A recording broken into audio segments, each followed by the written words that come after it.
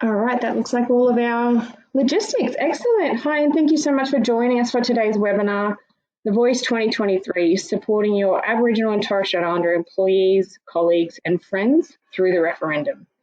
My name is Sammy Cooper. I'm a proud Blimbengi woman and a coordinator at Community Legal Centres Queensland. I'd firstly like to acknowledge the traditional owners of the land on which we are holding today's webinar. In Meanjin or Brisbane, they're the Turrbal and the Yagara people. I wish to pay respect to their elders past, present and emerging, and acknowledge that these are stolen lands and that sovereignty was never ceded. As this webinar is being viewed by people across Queensland and Australia, I also pay respect to the traditional owners throughout the country and extend a warm welcome to any First Nations people listening today.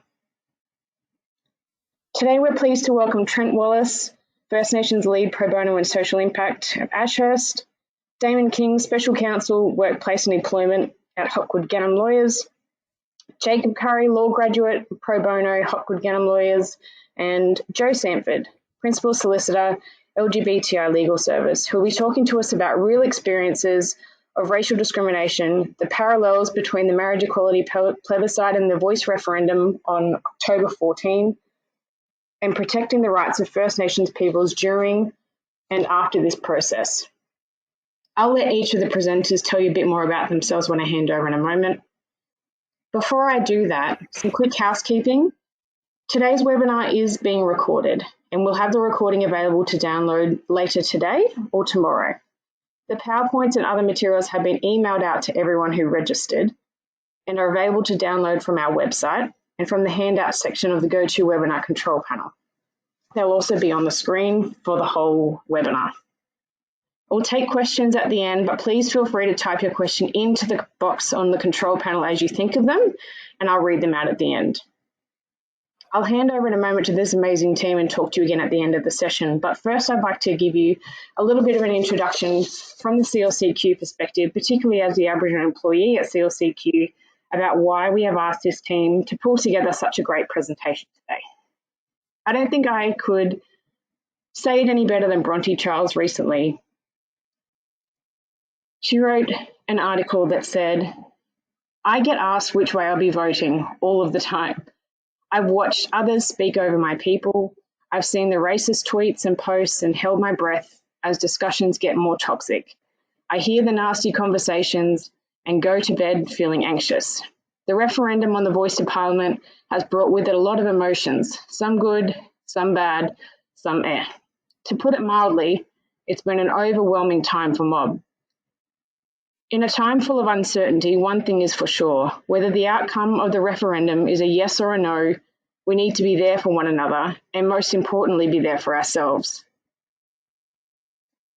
The social and emotional well-being of mob across the country has been impacted in a negative way, particularly with the increased incidence of racism.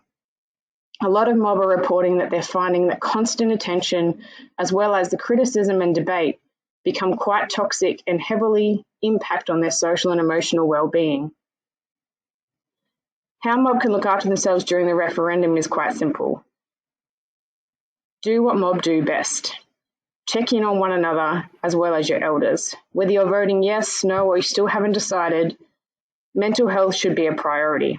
There's a yes camp, there's a no camp, there's an undecided camp, but I'm in the well-being camp. We want to ensure that people are looking after themselves and having these conversations wherever you land. And that's the reason that CLCQ thought it was very important for us to ask these experts to present to you today. I'll hand over to this amazing team. If you do have any questions or any concerns, please pop them in the chat and I'll do my best to address them. But now I will hand over to the team.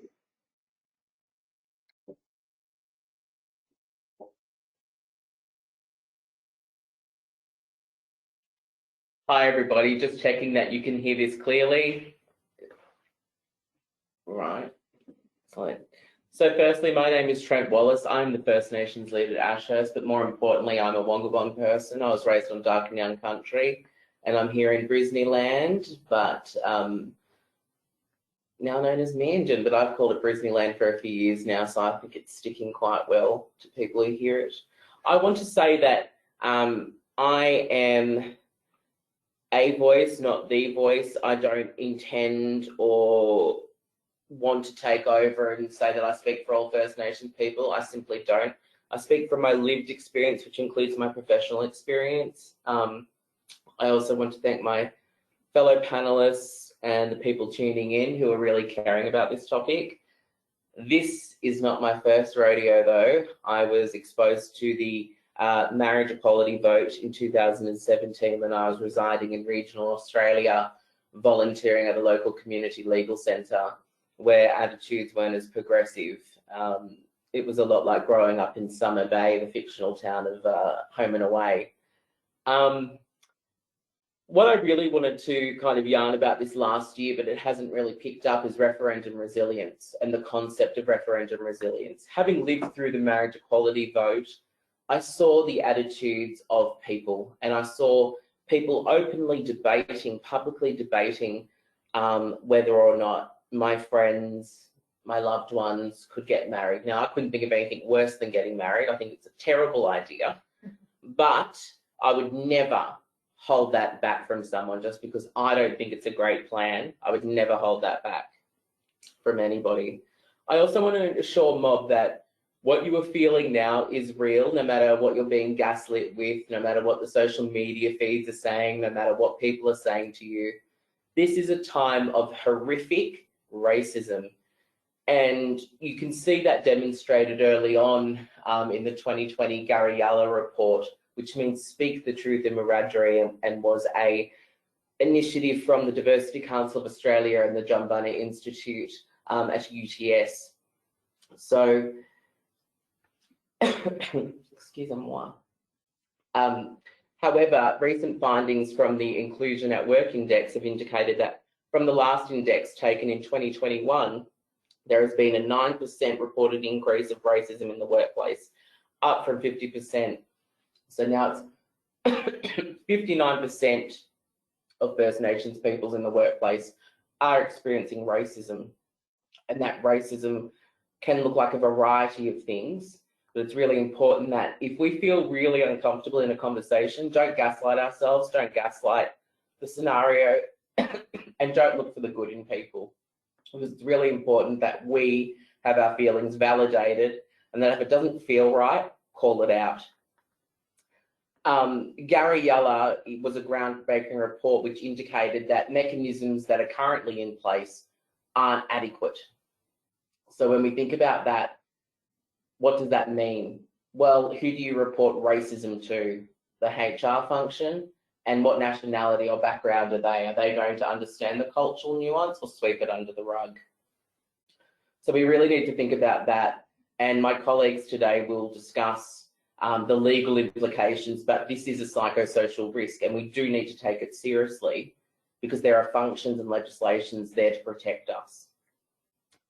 I just really want to say to Mob though, my one message to you is to take care of yourself. You don't owe anybody anything. You don't owe an explanation, an education or anything to anyone, especially when it's unpaid.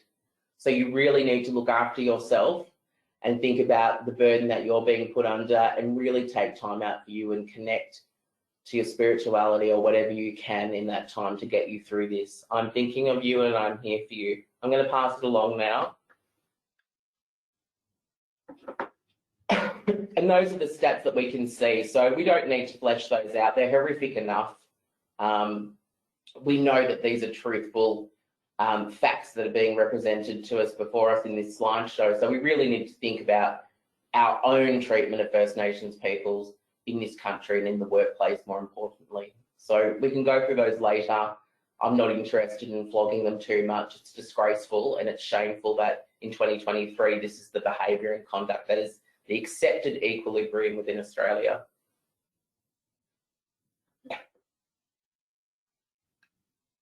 So much, Trent. My name is Jo Sanford, and I'm a queer lawyer born in Naarm, also known as Melbourne, and raised in Meanjin, from the LGBTI Legal Service. And I'd like to talk about what we're seeing in the public domain, particularly online. I want to start by sharing that I'm approaching this topic from the perspective of the LGBTI Legal Services work in discrimination and vilification, which is centred on the experiences of LGBTIQA+ people. So that, if you don't know, stands for lesbian, gay, bisexual, transgender, intersex, queer or questioning, asexual, and a number of other identities under the rainbow umbrella. But our work also encompasses intersectional discrimination experienced by LGBTIQA+ people who are First Nations, who are from culturally and racially marginalised backgrounds, people with disability, and people who experience other axes of marginalisation. In recent months, we've seen a significant escalation in online harassment and vilification of LGBTIQA+ people, driven by a moral panic around trans and gender diverse members of our community and drag performers, which is why online vilification is a growing area of focus for us. That said, I want to be clear that I don't claim to be an expert in this field, and this overview will be really high level. So in the following section, I'll share some reflections on the impacts of public rights debates, the legal tools that are available to regulate and respond to harmful online content, their limitations, and end with suggesting a practical tool that allies can use to report racism. As Trent said, call it out when you see it. I do apologise that my slides will be a little bit text heavy, but I've prepared them on the basis that you can download and refer to them later. So I will skip and skim over some of the content. Thanks. So media organisations have been sounding the alarm about the racism and online abuse that Sammy and Trent have highlighted that's been proliferating for months on social media platforms such as Twitter, Facebook, and even professional forums such as LinkedIn. Harmful content's been shared by public figures and politicians, being edited and taken out of context to amplify prejudice and abuse, and it's been targeted at both public figures such as Dan Grant, Linda Burney, and Megan Davis, through to First Nations, parents, kids, and fellow citizens. I saw this morning that even Sky News is up in arms about online abuse, though to date their outrage has been reserved for victims who are white music icons, with all due respect to John Farnham, and I look forward to them showing the same level of concern for the avalanche of abuse that's directed at First Nations people. You may have seen some of these headlines, you may have witnessed some of the content, you or your colleagues may have even been on the receiving end of racist speech and online abuse. So what do we know about the impact of referenda? So next slide, thanks. What do we know about the impact of referendum and other public debates about the rights of minority groups? Whilst it was different in many respects, the experience of LGBTIQA+ people during the 2017 marriage equality postal plebiscite is instructive of the kinds of harm that polarising debate can have on the psyche of marginalised groups. Surveys of same-sex attracted people, who we'll describe here as lesbian, gay, bisexual, and other people with diverse sexual orientation, who I'll shorten to the acronym LGB+, were exposed to messages opposing same-sex marriage. Those who were exposed reported high levels of depression, loneliness, and powerlessness, and that was verified by psychometric testing tools such as the DASS. However, this was mitigated by having friends and family who expressed their support for marriage equality. Also, exposure to positive messages and negative messages had similar impacts on heterosexual people. Sorry, not similar, but also had an impact on heterosexual people. Just a brief note that we ran a small public campaign inviting people to send in hate speech and other harmful messages during the postal plebiscite campaign, through which we identified over 222 separate instances of hate speech. The service, LGBTI Legal Service, utilised the representative complaints procedures under the Anti-Discrimination Act and brought 25 complaints to the Community and Human Rights Commission on behalf of the community. Next slide. So we don't know how transferable this research is to the experiences of First Nations people, as experiences of discrimination are different. And there are some material differences between the plebiscite and the referendum. Notably, the plebiscite was unnecessary to achieve legislative change, it was voluntary and only required a simple majority. So it's important not to overstate the similarities, but First Nations experts in mental health have raised alarms about how rising racism is impacting on social and emotional wellbeing, the constant tension and toxic debate, the overwhelming pressure to be experts, and the difficulties of navigating uncertainty. So echoing exactly the comments that Sammy and Trent have shared. So, you know, as Trent shared, if this is at all helpful, just to validate that that you're not alone, and to reject, you know, attempts to gaslight those experiences. Trent, did you have any other reflections you'd like to add? Move on to the way the law can respond. Well, I think more from a sociological perspective, it's really important to think about the fact that a lot of us have LGBT+ people in our families, in our micro and macro worlds. We can easily pull out examples of people in the such world, but First Nations peoples don't exist within people's dining room tables and certain postcodes and things of that nature. So we really need to think about how we are actively excluded from so many different arenas of life, and we're not actively embedded in that. So I've observed more of an empathetic response to the marriage equality vote, whereas there's a lot of eye rolling, there's a lot of, oh, well, this person said that, this other person said that. And I think, to be realistic, the racism, you know, when we think about the Racial Discrimination Act of 1975, I think about all of the contraventions of the UN, the United Nations, UN DRIP, whatever it's called. I mean, it feels like very much a toothless tiger in many ways. So I can understand why First Nations people may not feel the need to call it out or feel helpless within the law. But I feel today there is a solution to this, and we need to work together as services to keep the referrals going on about discrimination and racism more broadly.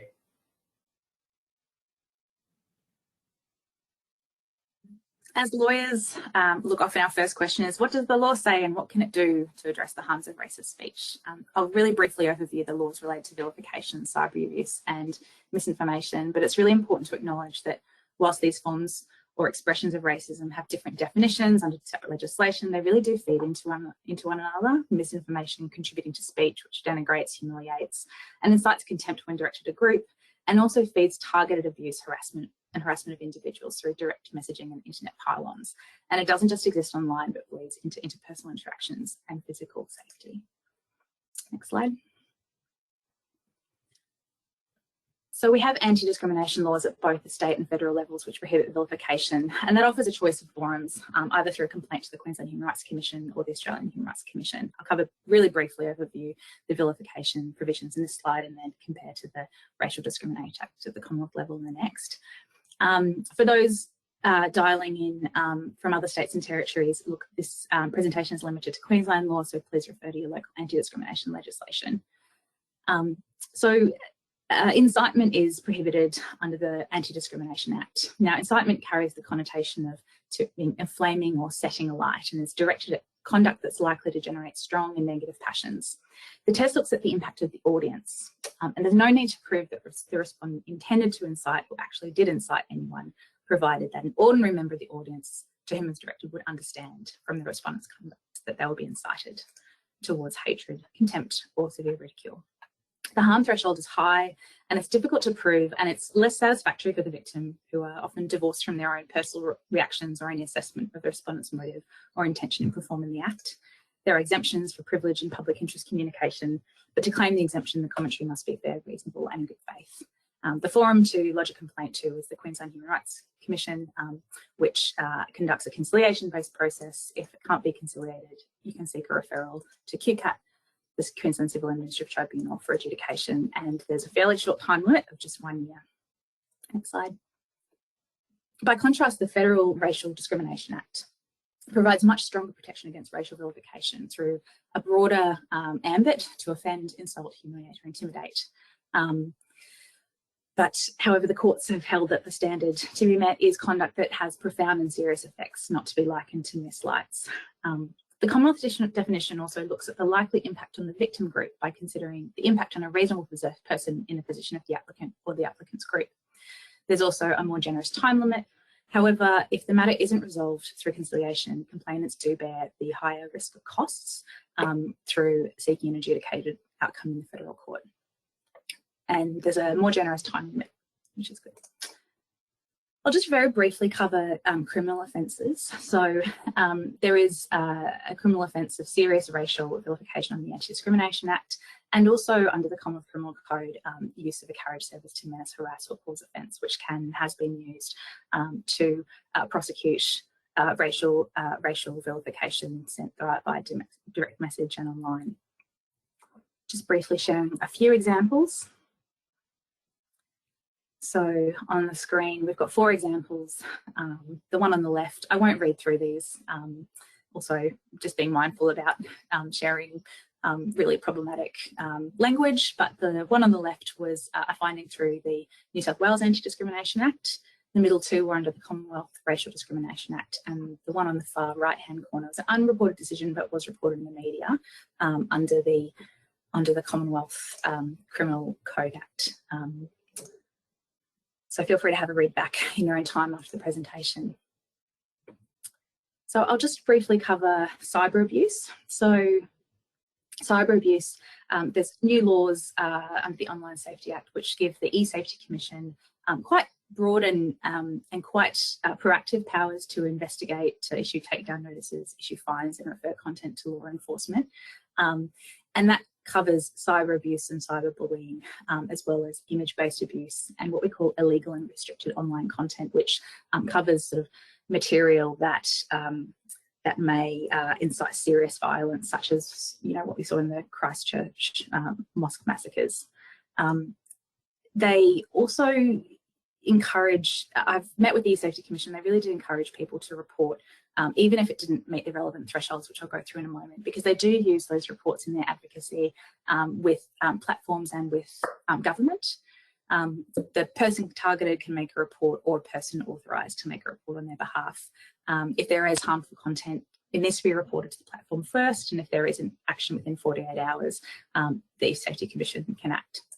So they're able to be quite responsive. Next slide.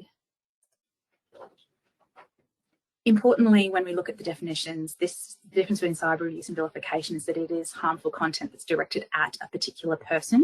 You can have a read through the definitions later, but it's really about targeting material that a reasonable person would conclude is intended to have an effect on the person. There's a lower threshold for children and a higher threshold in the case of adults. Next slide. And the definition of, or meaning of, serious harm and determining whether material is offensive is included there. Notably, it hasn't been the subject of any higher court consideration, so we're really a little bit in the dark about what these terms mean. But as I said, the E-Safety Commission is encouraging reports, even at a, encouraging proactive reporting, and has a number of resources. They'll be included in the final slide of this presentation as well. Next slide. So in relation to misinformation and disinformation, there's no current legal enforcement regime. There is a voluntary code that is overseen by the Australian Communications and Media Authority, and breaches can be reported to the Digital Industry Group, but there's no complaint resolution powers, ability to take individual complaints or enforce breaches. It is a bit of a watch this space though, and it may change in the future if the government's Communications Amendment Bill passes. Submissions have just closed on that bill, and it certainly won't be of any assistance during the current referendum campaign. But it's an interesting watch this space in response to, as this article grab shows, that there's a real concern that, policing and enforcement of community standards by the platforms really isn't cutting the mustard and isn't meeting community expectations. All right, next slide. So just by way of broad overview and summary, there are some real gaps in our law and legal systems. This won't come as any surprise to anyone working in the CLC sector to provide prompt, efficient and enforceable systems for responding to harmful online content. There's real difficulties with identifying respondents, particularly online, and the real problem that that harmful content, even if taken down, can be seeded and shared by copycat accounts. So it does feel like a bit of a game of whack-a-mole, so that even if the E-Safety Commissioner makes takedown notices, or you're able to achieve an outcome through the courts, they can be copied by other users. And that's something that we're really seeing in terms of online internet pylons and abuse tactics. There's also the issue that in terms of our understanding of how to interpret these laws, there's very little judicial commentary, partly from the fact that only a fraction of abuse is even reported to human rights commissions, and then a tiny fraction of those complaints that are reported proceed through to a court or tribunal determination, approximately 1.8%. There's also, as I've sort of explained in the tests, a framing of civil remedies that kind of promote a narrow understanding of vilification, that it's about a particular instance rather than cumulative effects, and the complainants bear the burden of proof of establishing that those very different specific tests are met and satisfied. There's a real burden on complainants. Complaints process can be long and costly and re-traumatizing for victims. We've just received a decision in a vilification matter that has been going for 3.5 years. Also, the issue that conciliation promotes private resolution, and while there are arguments for that, it does mean that there's limited opportunity for public education that might arise from more published decisions. There has been a bit of research into, the gaps between the legal framework and the lived experience of marginalised communities, and some of these observations again are just really reflecting and picking up and repeating the comments being made already, both by Sammy and Trent and by our First Nations mental health experts, that racially motivated abuse is frequent and routine, involves both direct and indirect expressions, isn't limited to slurs, but can be cumulative, and those cumulative impacts can be harmful.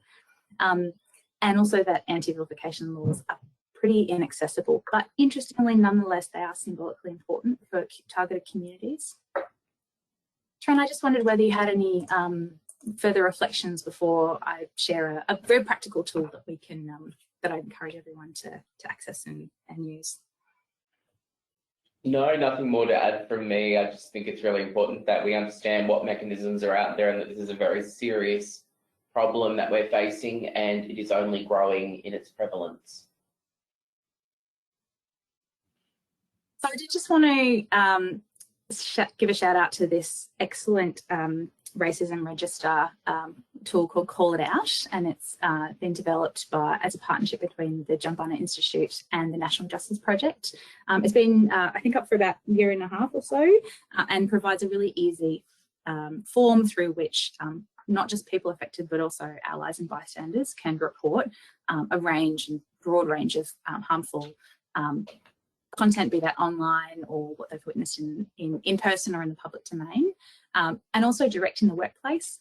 It's really broad, and that the intention is to capture, noting the limitations, of our formal legal systems, is to capture a really good data set to describe the experiences of racism by First Nations people. It picks up on the lessons of other religious vilification reporting tools, and they use that for advocacy, for submissions for law reform, and also through the partnership with the National Justice Commission can also refer reporters to complaint processes and also to legal services as well. So go and check out Call It Out, and if you see something that's not right, please consider reporting it, so that they've got some really good data to drive their work going forward. Thanks so much.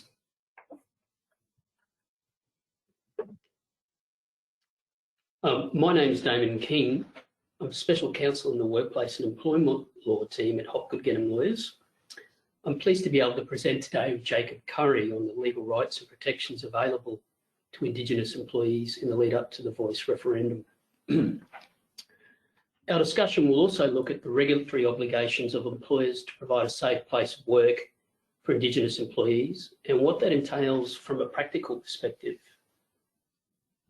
Due to time constraints, I will focus on relevant federal laws, but it's important to know that there are similar laws which have been enacted at the state and territory level as well.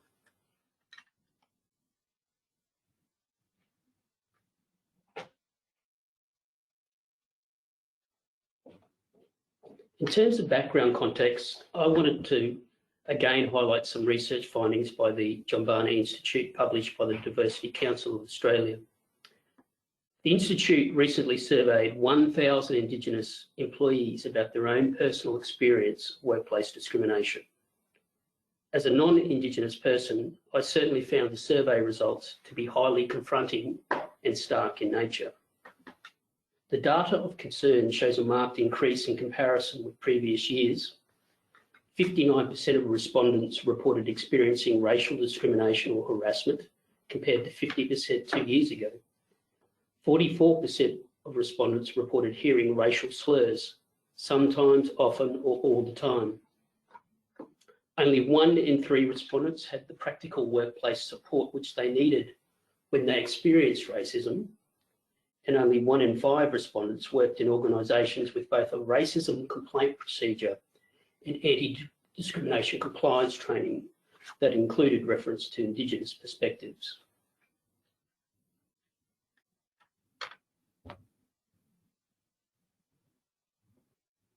The legislation which is particularly relevant for today's purposes is the the Work Health and Safety Act, Queensland 2011. There are national model laws which essentially are in similar terms in most states and territories, except for WA, which has some rather unique legislation. The Fair Work Act and the Racial Discrimination Act, 1975. In terms of organisational obligations, a good starting point is the general obligation to provide a safe working environment under the Work Health and Safety Act. The Act places the primary health and safety duty on a person conducting a business or undertaking, otherwise known as a PCBU. A PCBU must ensure, so far as reasonably practicable, the health and safety of persons in the workplace. This means doing what you are reasonably able to do to ensure the health and safety of your workers and others in the workplace, like volunteers and visitors. That can require eliminating hazards entirely, or if not reasonably practicable, to minimise the risk of harm. Complementary duties and responsibilities are also placed on workers to take reasonable care for their own health and safety. You may have heard more recently about the introduction of the Managing the Risk of Psychosocial Hazards at Work Code of Practice. The code provides specific information for PCBUs on how psychosocial hazards can be controlled and managed. Relevantly, the code identifies conduct involving violence, aggression, harassment, abuse and threats on the basis of personal characteristics such as race as common psychosocial risks, which should all be considered when undertaking an organisational risk assessment.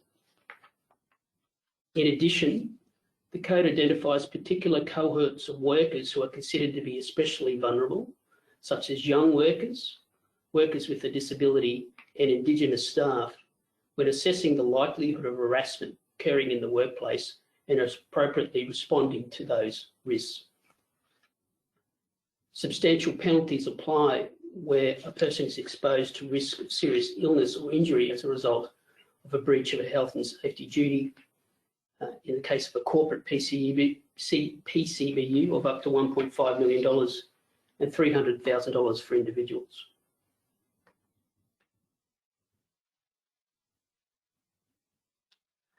I want to briefly talk about the Fair Work Act Stop Bullying jurisdiction because it's probably not often considered in this context. The Commission has broad powers under the Fair Work Act to make stop bullying orders where private sector workers are harassed at work. Similar powers are invested in the Queensland Industrial Relations Commission to protect public sector workers under the state's Public Service Act. They both adopt the same definition of bullying at work, and that occurs when a person or group of people behave unreasonably toward a worker or group of workers at work. This happens more than once, and the repetitive behaviour creates a risk to health and safety. Typical bullying behaviours of a more overt nature include being aggressive or intimidating, using abusive or threatening language, and mocking or humiliating someone. Perhaps problematic in this space is that an isolated comment of an offensive nature will, however, not satisfy the definition of bullying. However, in other cases, application forms are simple to complete and can be made online to the Fair Work Commission by self-represented applicants. The Commission will usually set down an application for conciliation within 2 weeks, involving all of the parties. It aims to resolve most cases within 16 weeks by way of a final hearing, if necessary.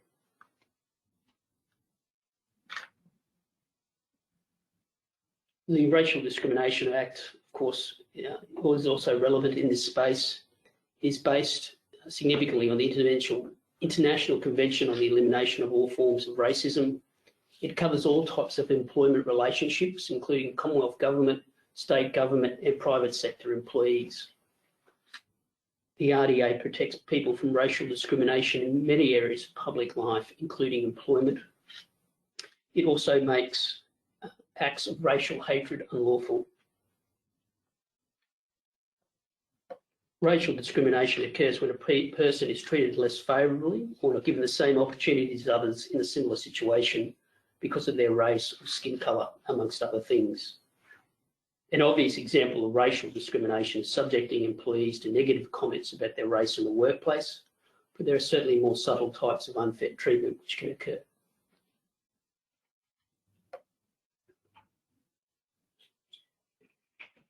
Under the RDA, as Joe has already mentioned, racial vilification, such as posting racially offensive cartoons, memes, or other images on social media, or engaging in racially offensive behaviour or language in a public place like a workplace or a shopping centre, are also unlawful.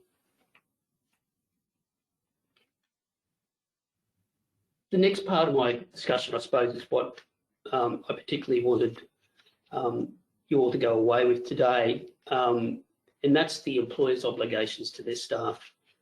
Whilst the person who subjects another person to racially offensive behaviour is primarily responsible for their own behaviour, employers can be held responsible, that is vicariously liable, for acts of racial discrimination and hatred by their employees and agents.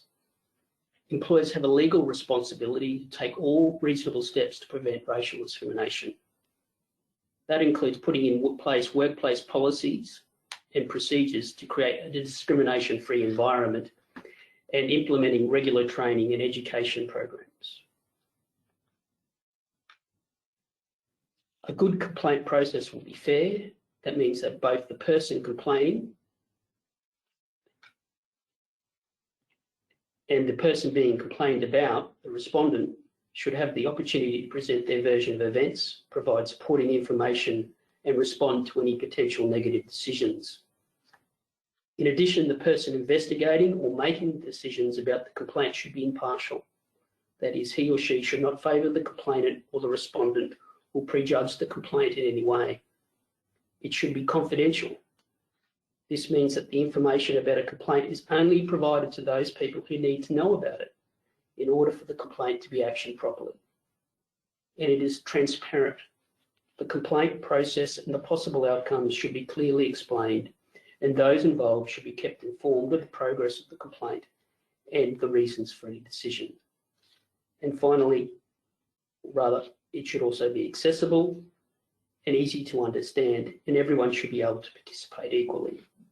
For example, an employee may require a language interpreter to understand and participate, or a person with a disability may need information provided in a specific format. And it is efficient. The complaint process should be conducted without undue delay. As time passes, information relevant to the complaint may deteriorate or be lost, which will impact on the fairness of the process. In addition, unresolved complaints can have a negative or ongoing impact on a workplace. A good complaint process will also include provisions to protect employees from being victimised because they've made a complaint. It should protect employees from vexatious and malicious complaints. And it should ensure confidential records are kept about complaints and that sensitive information is stored and managed appropriately for future reference if required.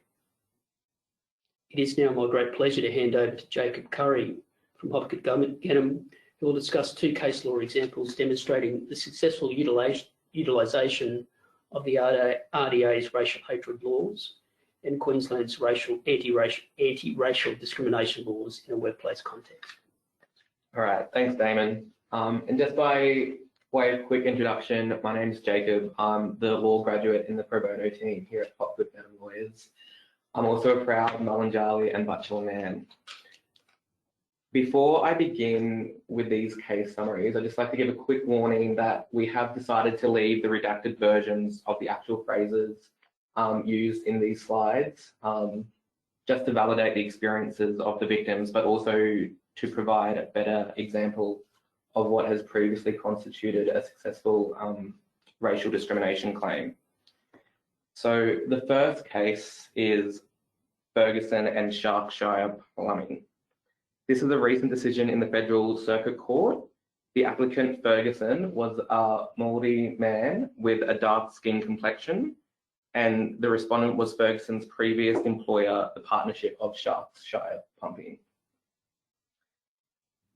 Throughout the course of his employment, Ferguson was subjected to racial abuse by one of the partners of the business. The partner would often derogatorily refer to Ferguson as black, followed by various pejoratives. These slurs occurred on a daily basis and increased in frequency until Ferguson's eventual termination.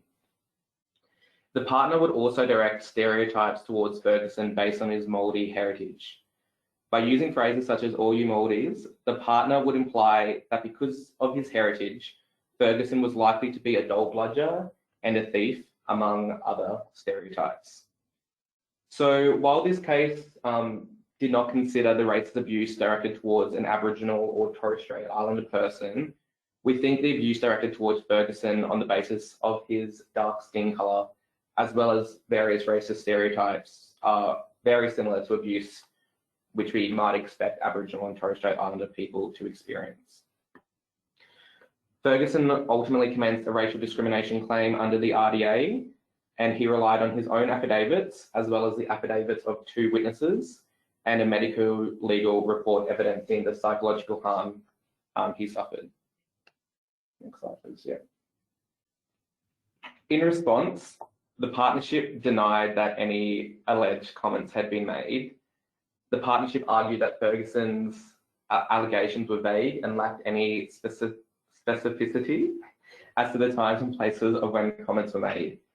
In any case, the partnership argued it was not apparent why phrases such as bludgers and thieves were capable of identifying Ferguson on the basis of his Māori heritage.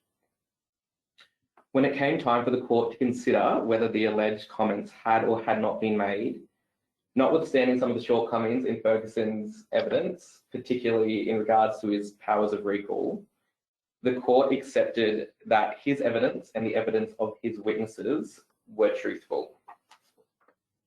In contrast, the evidence provided by the partnership and their witnesses was contradictory and at points implausible. So just for some examples, the partnership were reluctant to concede that they knew of Ferguson's Māori heritage, and perhaps even more ridiculous, one of their witnesses even attempted to deny that the N-word had any racial connotation.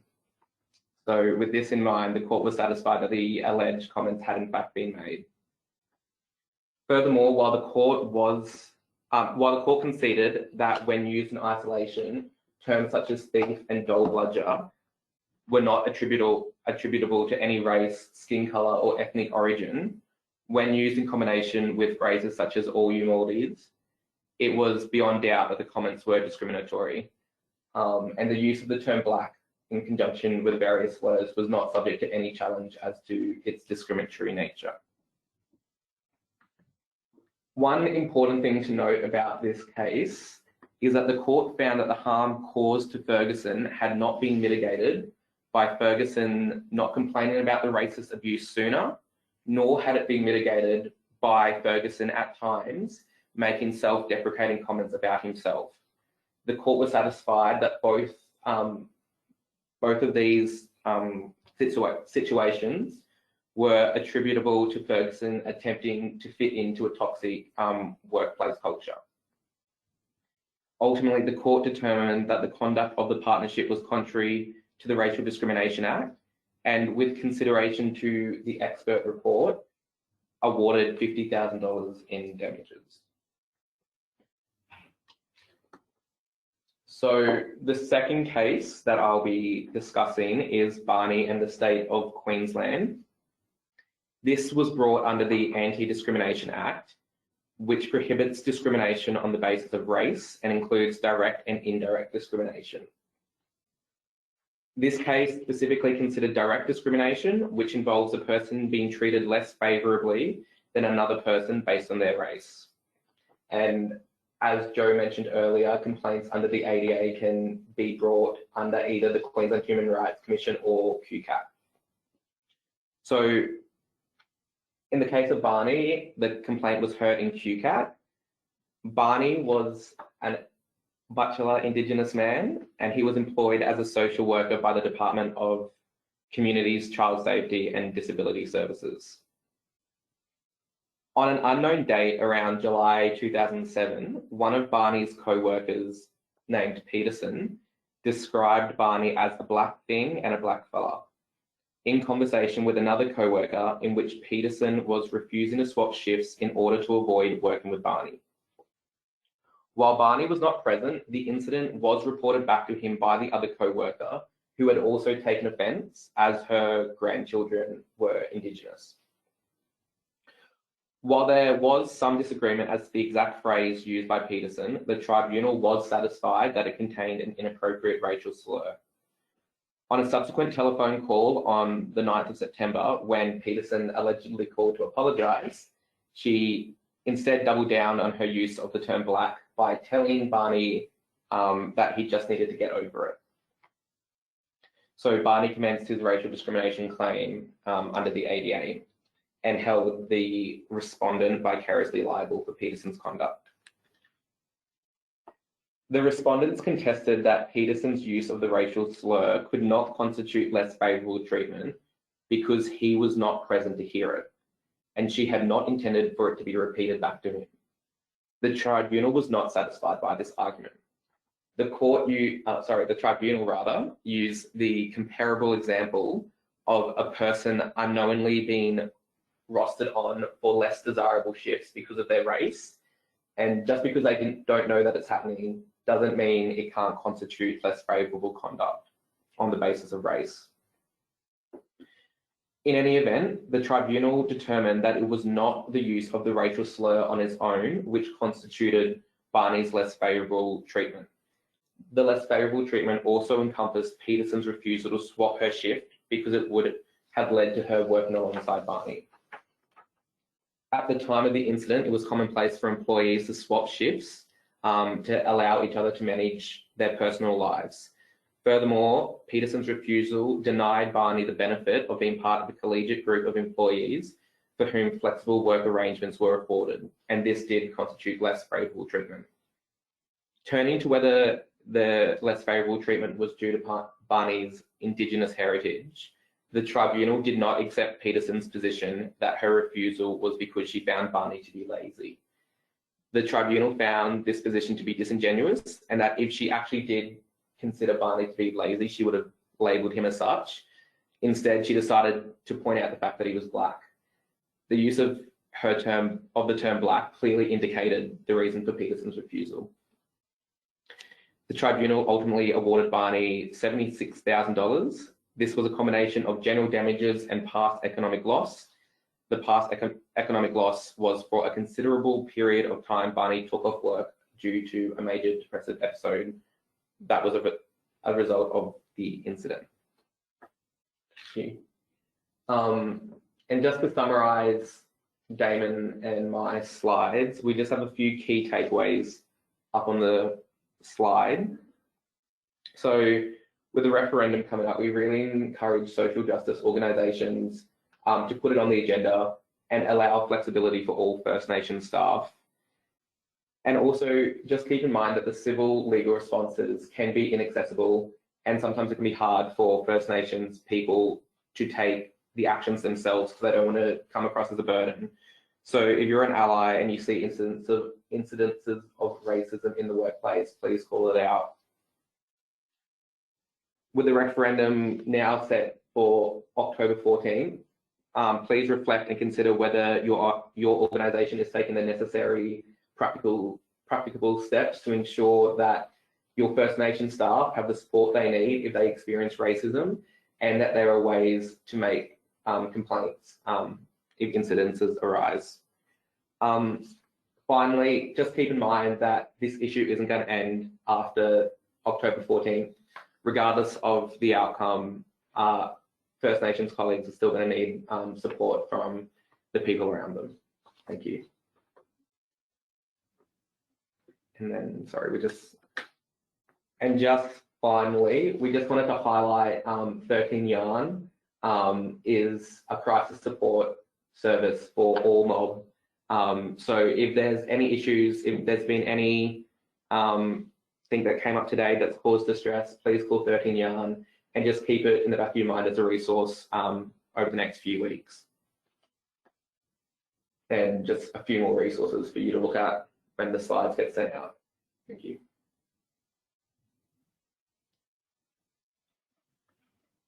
Thanks so much, guys. That was really great, really informative. We do have some questions that have come through, and I don't mind who answers them, although there might be a really obvious person. So please feel free to jump in, just let us know who's answering. Firstly, examples of extreme racism were mentioned in the case examples just recently. Obviously, it's case by case, but can more subtle discrimination be reported as well? And does it include things, or could it include things that amount to cultural burnout? Sorry, Sammy, I just missed that last bit again. Could you just repeat Sure, that? absolutely. Does it include, or could it include, things that amount to cultural burnout? And I suppose things that can contribute to cultural burnout, it might be helpful constantly being asked to speak on behalf of all First Nations people, not being in an identified role, but being expected to take on additional responsibilities that are not part of your role description, having to lead First Nations or Aboriginal Torres Strait Islander event organisation, things that are not expected of non-Indigenous employees that contribute to an additional expected load on you in your workplace, and perhaps considering things like the fact that Aboriginal and Torres Strait Islander employees are still quite accountable to their communities at 5 p.m. They don't get to knock off and leave everything at the door. They are still accountable. So does anything, or is there anything in what I've just described that potentially could be included in some of the actions that we've just been through? I think it's certainly a matter that, and it could be, doesn't need to be a formal grievance, but it's something you could informally raise in the first place with your employer in terms of your employer's duty of care to you from a workplace health and safety perspective of itself. If that load is such that that's not something that you want, merely because of your indigeneity, you should not have to put up with it. And Trent spoke to that earlier in terms of the material, in terms of the Diversity Council material, Gary Eller report. So it's certainly something you should be bringing up with your employer if you're experiencing that discomfort, and it's not something that you should have to bear. Feel free. I would be certainly raising it with my manager, and there are obviously other remedies you can pursue if your employer is not supporting you in that situation, but it certainly is what we call a psychosocial risk, which needs to be managed by the employer organisation. That's great, thank you. I think it's really important to remember that psychosocial risk is becoming more and more crucial thanks to the legislation changes. So that's something to definitely keep in mind as employers and as employees. The next question is for Trent. How can we as mobs stick together during this time, particularly online? Seeing all the racism online is overwhelming. Firstly, I'm so sorry that you're experiencing that. I know the feeling all too well. I personally made a decision to deactivate a lot of my social media, and then I decided that I would reactivate some of it because the lack of sophisticated flog tropes that they're utilising, it doesn't really take a toll on me anymore. I kind of laugh at them because it's these flog tropes about getting things for free, that for free, blah, blah, blah. I've heard it my whole life, and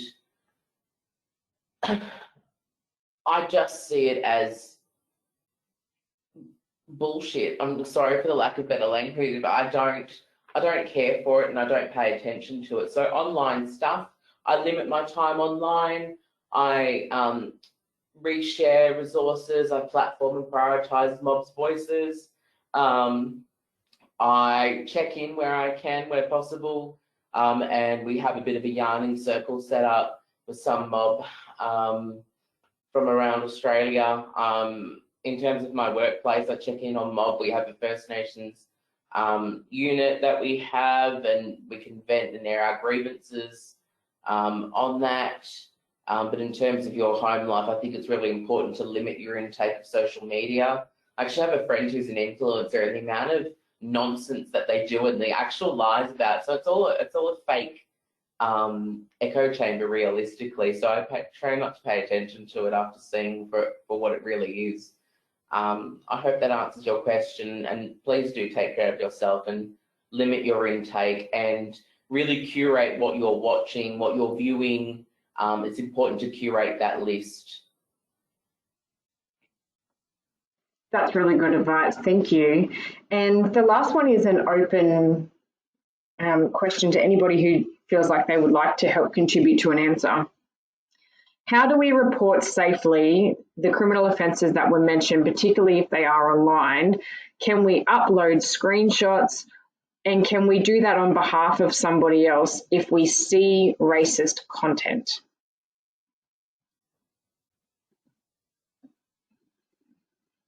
That might be one for me, Joe here.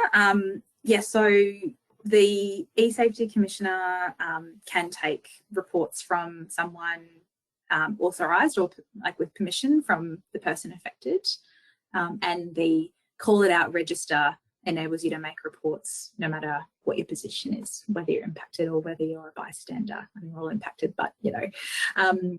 So yes, and enables you to upload screenshots, provide you know, a text-based you know, description. So there are those mechanisms. In terms of reporting to, you know, in terms of the content that might reach those thresholds of criminal offences, I can't really speak to practically the best, you know, any practical tips about reporting to, you know, your local police station.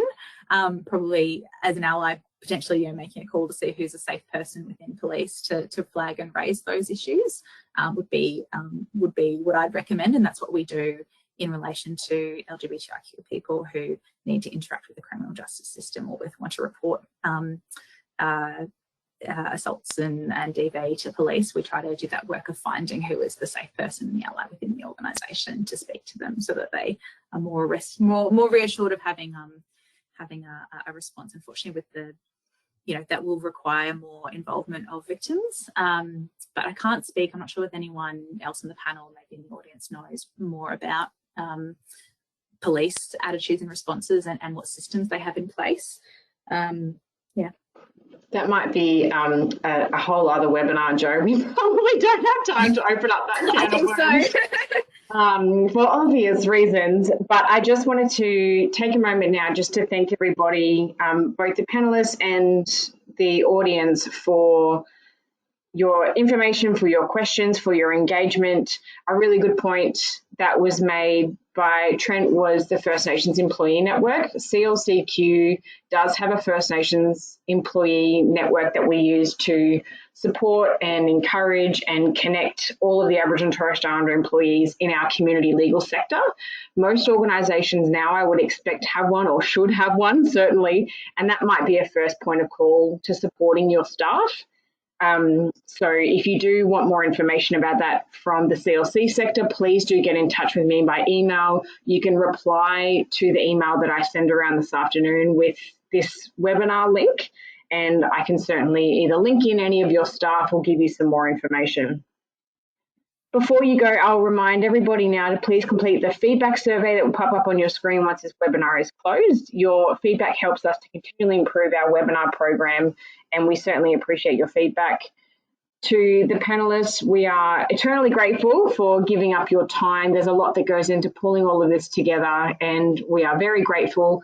All of the feedback that is coming through in our chat box now is really positive. Thank you for the content. It was very informative and thought-provoking, so we're very grateful for you giving up so much time over your lunch break, and I hope that it's okay that I nominate you to say that any questions that CLCQ can't answer, we can forward on to any of the panelists. So we will organise any of that for any questions that come through. Again, please send them through to me. For now, I hope you go and enjoy the rest of your afternoon. Thank you for tuning in to quite a heavy topic. If you are feeling overwhelmed, the resources at the end of the slides are still available on the screen now, but you have also got a copy of those. So thank you again. There is so much gratitude coming through, panelists, for all of your amazing content. I hope to see you at the next CLCQ webinar, and bye for now.